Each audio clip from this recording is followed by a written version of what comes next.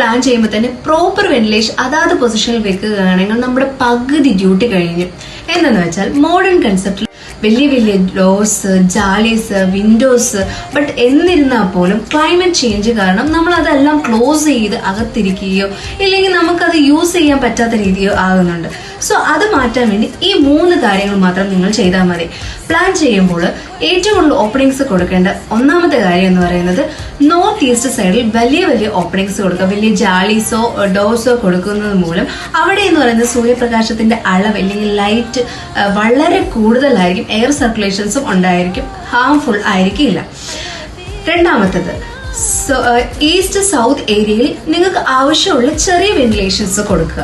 മൂന്നാമത്തെ most important ആയിട്ടുള്ള കാര്യം തന്നെ സൗത്ത് വെസ്റ്റ് കോർണറിൽ മാക്സിമം നമ്മൾ വെന്റിലേഷൻസ് കുറയുക. അവിടെയാണ് ഏറ്റവും കൂടുതൽ ചൂടായിട്ടുള്ള പ്രകാശം അകത്തോട്ട് കയറിയും ചൂട് കാറ്റ് വരുന്നത്.